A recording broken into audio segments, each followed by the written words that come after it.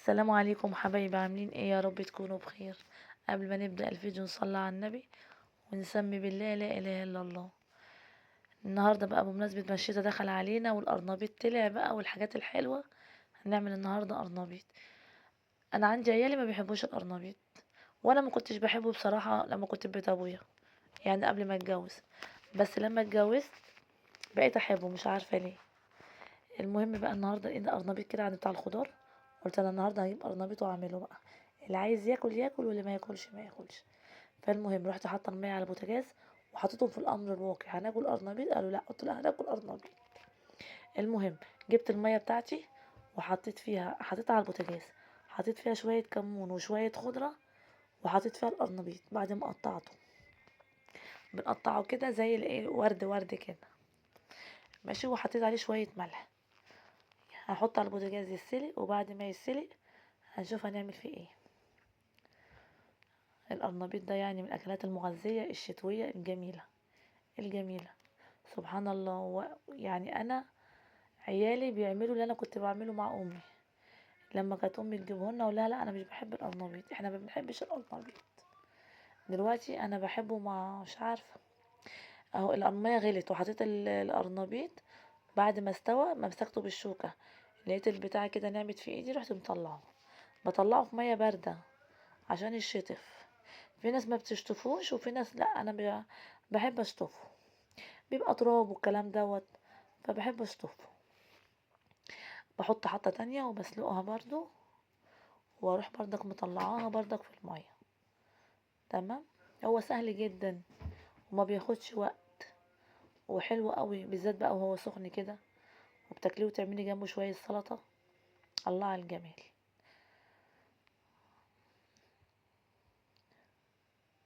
اهو كده برضو، اهو انا بسلقه هنا، بس بطلع لي في المية الباردة، بطلعه في مصفى عشان يتصفى، عشان لما اجي اعمل له التتبيله بتاعته ما ينزلش ميه في التتبيله، زي ما انتوا شايفين كده.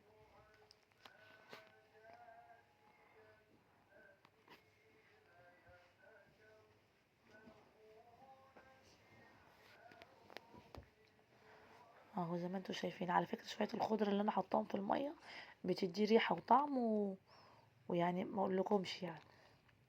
كده بقى انا حضرت ايه، هحضر التتبيله بتاعتي. جبت كده طبق حلو واحضر التتبيله بتاعتي. عباره عن ايه؟ عباره عن كمون، كزبره، بودره بصل، بودره ثوم، شويه بابريكا، ملح. التتبيله تانية اقولها لكم تاني: ملح، كمون، كزبره ناشفه، شويه بودره بصل، شويه بودره ثوم، بابريكا، اللهم صل على سيدنا محمد، وبس. دي الكزبره.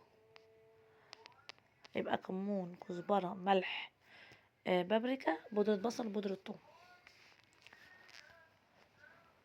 ده الملح.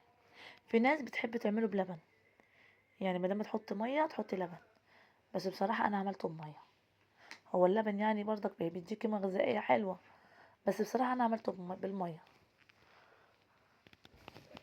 بمسك بقى التوابل دي كلها بقلبها في الدقيق، بحط 3 معالق دقيق، وبقلب كل التوابل دي فيه، وشويه نشا. دلوقتي احط شويه نشا، متهيألي كنت حطيت. المهم البيض ده بقى حسب رغبتك انتي، عايزه تحطي بيضتين، 3، 4، يعني زي ما بتحبي. انا المهم حطيت 3، حطيت 3 بيضات، برضك على حسب ما بتحبي. تمام. المهم بقلب بقى كل الحاجات دي ببعضها، الدقيق، النشا، التوابل، البيض، بقلبهم كلهم مع بعض. بعد كده بقى هنزل بقى بالميه،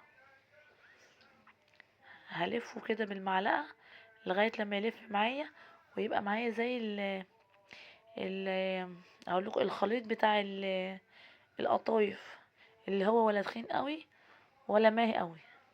بفضل والثوم، نسيت الثوم. اه الثوم حلو، يعني معلقتين كبار حلوين كده توم. دي بقى هريسه كده انا عاملاها في البيت، هريسه بتاعه الفلفل الحمرا دي، بحط منها معلقه كبيره كده حلوه. برضك الهريسة دي اختياري. ماشي،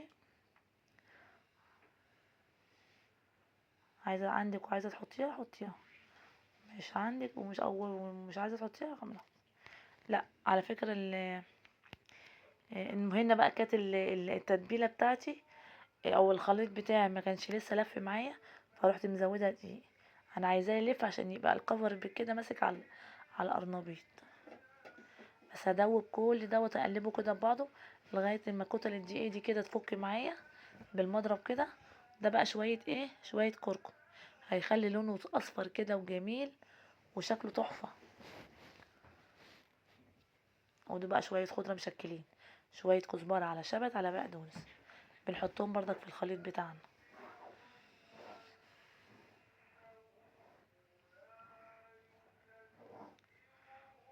انا بقلب اهو.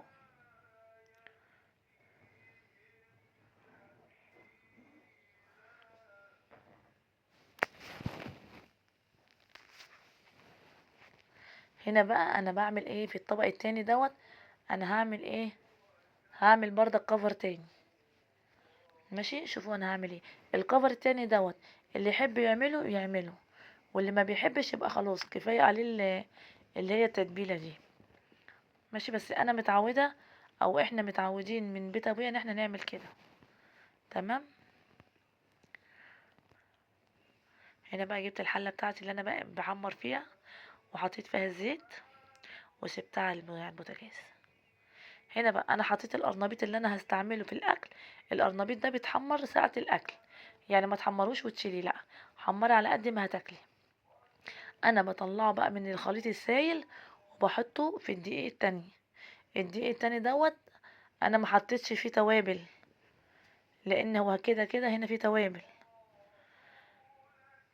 بس انا باخده بقى كده زي ما انتوا شايفين، باخده من التتبيله دي واحطه في الدقيق هنا. الدقيق بنشا، بعمله برضه كفر تاني، هيطلع معايا اصفر ومقرمش وتحفه تحفه. زي ما قلت لكم الدقيق دوت التاني دوت اختياري. لو انت عايزه تكتفي بالخليط دوت اللي هو السائل اللي انا عملته، حلو قوي، هيبقى جميل برضو. بس انا بحب اعمل الطريقه دي، بطلع من الخليط دوت وبحط في الدقيق، ياخد معايا كفر دقيق، واروح منفضه فيه ده حلوه واحطه في الزيت. بس لما تحطي في الزيت ما توطيش البوتاجاز عليه، سيب البوتاجاز عالي، لان احنا كده كده القرنبيط استوى معانا في السلق، بس احنا مش محتاجين بس غير ان احنا نحمره. فنعلي البوتاجاز عليه عشان ياخد كفر بسرعه. ياخد معاكي ايه ياخد معاكي ولا ايه اللون الاصفر ده بسرعه، فمش محتاجين ان احنا نسويه يعني. فما توطيش البوتاجاز عشان ما يشربش معاكي زيت ويطرى، لا علي البوتاجاز اهو زي ما انتوا شايفين كده. بصوا كان طعمه جميل قوي ولونه حلو. عملته للعيال كده سندوتشات في العيش، وحطيت لهم شويه سلطه وكلوا منه وعجبهم.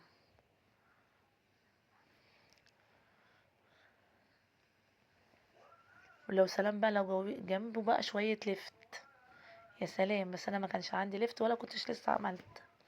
ان شاء الله هنعمل لفت ان شاء الله. ببتدي بقى اطلعه بالمصفى بتاعتي، بطلعه على شبكة على مصفى. انا عندي كده الشبكة دي بطلعه عليه عشان ينزل كل الزيت اللي فيه.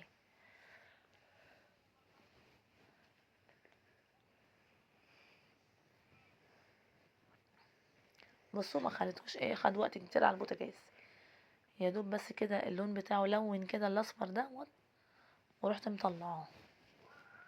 وعلى فكرة نسيت اقول لكم تحطوا معلقتين بيكنج باودر في الدقيق في الكفر بتاعه، بيخليه يطلع هايش كده وطعمه حلو، يعني بيديها شاشة ما بقاش مكتوم. ابصوا على لونه وعلى جماله، ولا كان طعمه بقى.